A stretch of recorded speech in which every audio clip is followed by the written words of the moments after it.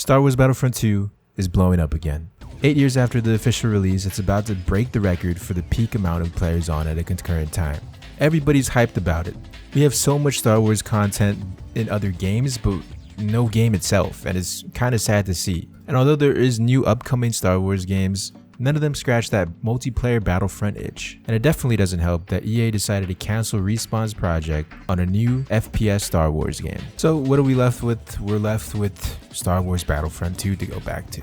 So of course, you gotta follow the hype, you gotta download Battlefront 2 and refresh the memory of how fun this game is. And unfortunately for me, it wasn't the most fun I've ever had in a video game. The gameplay loop is very mind-numbing, especially when you have everything unlocked. There's no progression. But at its core, it's a great game. If only there was more content. And that's why we need a Battlefront 3. While Star Wars Battlefront is a very beautiful game, the improvements in gameplay from the 2015 version to the 2017 version were massive. So now, 8 years later, I can only imagine the improvement. And realistically, whenever that next Star Wars multiplayer game comes out, it probably won't be for another couple years. The trend right now is posting Battlefront 3 on everything. On every Instagram post, every Twitter reply, everywhere. If we spam it everywhere, they have to listen. They have to give the people what they want.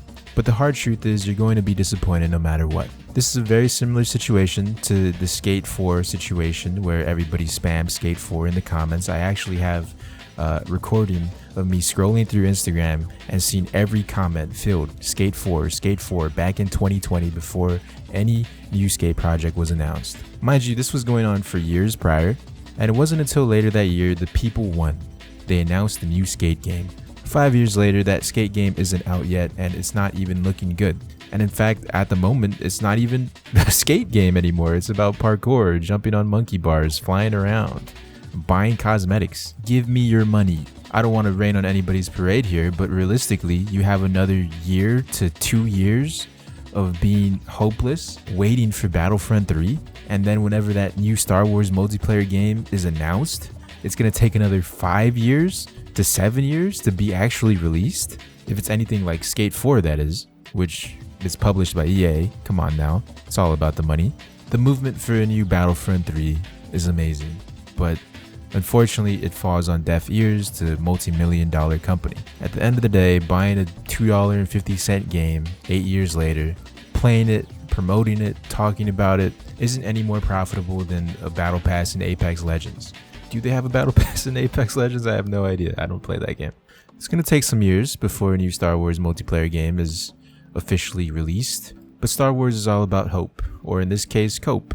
We can all cope for a new, amazing multiplayer experience of Star Wars.